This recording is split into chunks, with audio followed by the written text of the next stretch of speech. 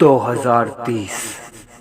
हो सकता है इस कहानी को बताते हुए अंत तक मैं जीवित रहूं ना रहूं, लेकिन यह वीडियो आप सभी के लिए एक सवाल है। चारों ओर तबाही ही तबाही थी। लोग एक दूसरे की निर्मम हत्याएं कर रहे थे। कारण था सिर्फ एक, पानी। इस भयंकर खतरे से अनजान मैं मुजफ्फरनगर जिले के एक छोटे से गांव आखलोर में रह रहा था। हमें लगता था कि ऐसी भयंकर मुसीबत गांव में नहीं आएगी, लेकिन उस दिन जब मैं सोकर उठा, मुझे बहुत ज़्यादा प्यास लग रही थी। मैंने अपने आसपास देखा, मेरे पास बोतल रखी हुई थी पानी की। मैंने जैसे ही उस बोतल को उठाया और पानी पीना चाहा तो देखा कि उस बोतल के अंदर पानी ही नहीं है, लेकिन मेरी प्यास बहुत ज़्यादा थी।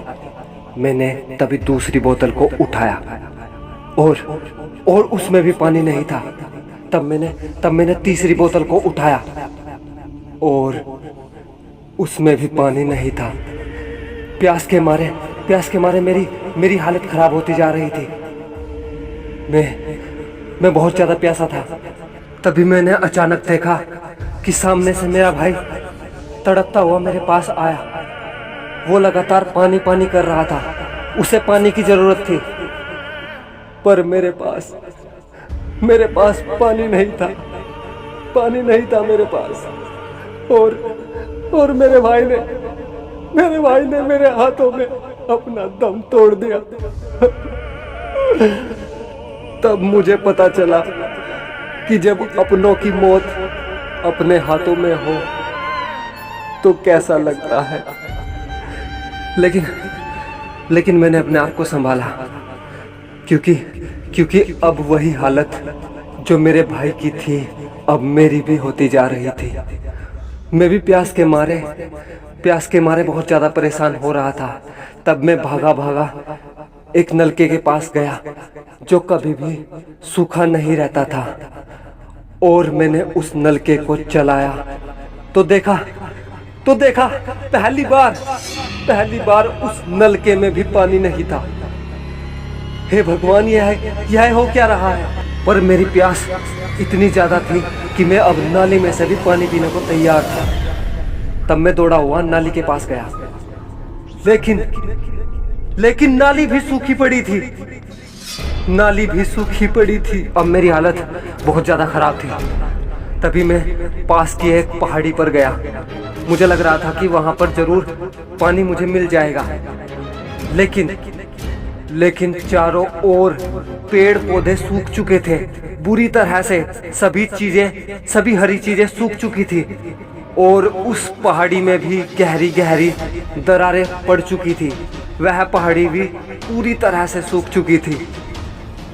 अब मुझे लगने लगा था कि जो पानी मैंने अपने पहले समय में व्यर्थ गवाया है, आज वह कितना काम आ सकता था। और इसी के चलते मेरी प्यास बढ़ती जा रही थी, और धीरे धीरे मैं उस प्यास से अपने आप को जिता नहीं पाया, और मेरी वहीं पर मौत हो गई। तभी मेरी आंखें खुली और मैंने देखा कि मैं एक बहुत ज़्यादा बुरा सपना देख रहा था, क्योंकि 2021 चल रहा था और मुझे सपना दिख रहा था 2030 का। तब मुझे थोड़ी सांस आई और मैंने पास से बोतल उठाई और पानी पिया तो उसमें पानी था। मुझे राहत की सांस मिली, और मेरा भाई भी मेरे पास था, वह भी पानी पी रहा था।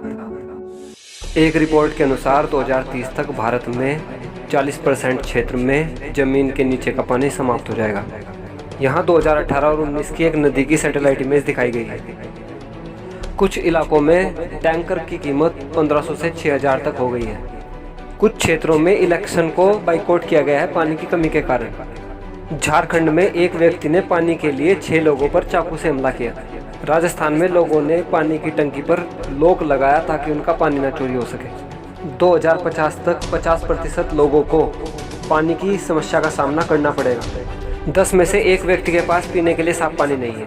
हर 90 सेकंड में एक बच्चा पानी से संबंधित बीमारियों के कारण मर जाता है। दुनिया के 1/3 विद्यालयों में आज भी साफ पानी की बहुत बड़ी समस्या है। दुनिया भर के आधे हॉस्पिटल्स में आज भी पानी की समस्या के कारण बहुत से मरीज भर्ती होते हैं। संपूर्ण संसार के लिए पानी की समस्या को सबसे बड़ा रिस्क माना गया है। कितना पानी कहाँ यूज होता है यह सब दिखाया गया है। पानी की अत्यधिक समस्याएं कहाँ कहाँ हैं यह मैप में लाल रंग में दिखाया गया है।